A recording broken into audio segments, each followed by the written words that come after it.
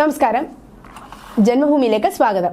18ാം ലോക്സഭാ തെരഞ്ഞെടുപ്പിൽ ചരിത്രത്തിലെ ഏറ്റവും വലിയ പരാജയത്തെയാണ് സോണിയ കോൺഗ്രസ് മുന്നിൽ കാണുന്നത്. കഴിഞ്ഞ 2 ലോക്സഭാ തെരഞ്ഞെടുപ്പുകളിലും നേരിട്ടതിനേക്കാൾ കനത്ത പരാജയമാണ് ഇക്കുറി കോൺഗ്രസിനെ കാത്തിരിക്കുന്നത്. വിവിധ ഏജൻസികൾ നടത്തിയ അഭിപ്രായ സർവേകളെല്ലാം പ്രവചിക്കുന്നത് BJP റെക്കോർഡ് വിജയം നേടുമെന്നും കോൺഗ്രസിന് വീണ്ടും ദയനീയ പരാജയം സംഭവിക്കുമെന്നുമാണ്.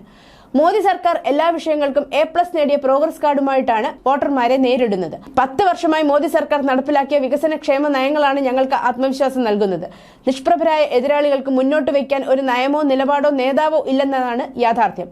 രാജ്യമെങ്ങും മോദി തരംഗം അലയടിക്കുകയാണ്. കേരളവും അതിൽ നിന്നും മാറി നിൽക്കുന്നില്ല. കേരളത്തിലും മോദിയുടെ സദ്ഭരണത്തിനുള്ള ജനപിന്തുണ വർദ്ധിക്കുകയാണ്. 10 വർഷം കൊണ്ട് ലോകത്തിലെ 5ാമത്തെ സാമ്പത്തിക ശക്തിയായി മാറിയ ഭാരതത്തെ 3ാം സ്ഥാനത്തെത്തിക്കാനുള്ള പ്രയത്നത്തിലാണ് നമ്മുടെ പ്രധാനമന്ത്രി. എന്നാൽ മോദിയെ എങ്ങനെയെങ്കിലും ഭരണത്തിൽ നിന്ന് താഴെ ഇറക്കുക എന്നത് മാത്രമാണ് പ്രതിപക്ഷത്തിന്റെ ലക്ഷ്യം. അഴിമതിക്കാരും കുടുംബാധിപത്യ പാർട്ടിക്കാരും സ്വന്തം നിലനിൽപ്പിന് വേണ്ടി മോദിക്കെതിരെ ഒന്നിച്ചു നിൽക്കുന്ന കാഴ്ചയാണ് നാം കാണുന്നത്.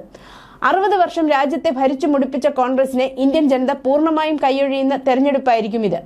ഇന്ത്യൻ രാഷ്ട്രീയത്തിൽ നിന്നും അപ്രസക്തമായ ഇടതു പാർട്ടികൾ നിലനിൽപ്പിന് വേണ്ടിയാണ് മത്സരിക്കുന്നത്.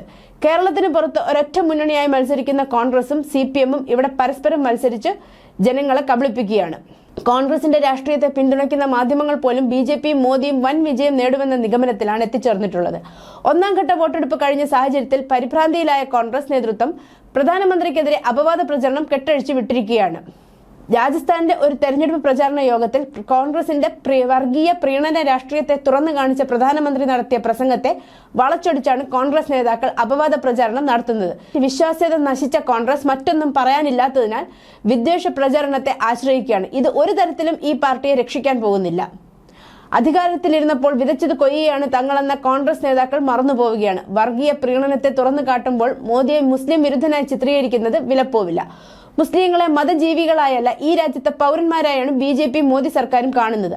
ആരോടും പ്രീണനമില്ല, എല്ലാവർക്കും നീതി എന്ന ഭാരതീയ ജനസംഘത്തിന്റെ കാലം മുതലുള്ള നയമാണ് BJPയും പിന്തുടരുന്നത്. മുസ്ലിം ജനവിഭാഗങ്ങളുടെ പ്രശ്നങ്ങൾ പരിഹരിക്കാനും രാജ്യത്തെ വികസന മുന്നേറ്റത്തിൽ അവരെ പങ്കാളികളാക്കാനുമാണ് തുടക്കം മുതൽ തന്നെ മോദി സർക്കാർ ശ്രമിച്ചിട്ടുള്ളത്. സ്വാതന്ത്ര്യലബ്ധിക്ക് ശേഷം വികസന വിപ്ലവം നടന്നതും നരേന്ദ്രമോദി ഭരിച്ചു കഴിഞ്ഞ 10 വർഷങ്ങളിലാണ്. ഇത് വിദേശ രാജ്യങ്ങളടക്കം അംഗീകരിക്കുന്നു. ഈ അംഗീകാരത്തിന്റെ ഏറ്റവും പുതിയ ഉദാഹരണമാണ് JP മോർഗൻ ചേസിന്റെ ചെയർമാനും CEO-യുമായ ജാമി ഡിമോണിന്റെ വാക്കുകൾ. മോദിയുടെ ഭരണത്തിൽ ഭാരതത്തിലുണ്ടായ മാറ്റങ്ങൾ അവിശ്വസനീയമാണ്, അദ്ദേഹം ന്യൂയോർക്കിലെ ഇക്കോണമി ക്ലബ് സംഘടിപ്പിച്ച പരിപാടിയിൽ ചൂണ്ടിക്കാട്ടി. ആഗോള രംഗത്തെ ധനകാര്യ മേഖലയിലെ നിലവിലെ ട്രെൻഡുകളെക്കുറിച്ച് സംസാരിക്കുമ്പോഴാണ് ഡിമോൺ പ്രധാനമന്ത്രിയുടെ പ്രവർത്തനങ്ങളെ പുകഴ്ത്തിയത്. ഭാരതത്തെക്കുറിച്ചും മോദിയെക്കുറിച്ചുമുള്ള ഡിമോണിന്റെ അഭിപ്രായങ്ങൾ കേന്ദ്രമന്ത്രി പീയൂഷ് ഗോയൽ സോഷ്യൽ മീഡിയയിൽ പോസ്റ്റ് ചെയ്തു. News desk, Janmabhumi.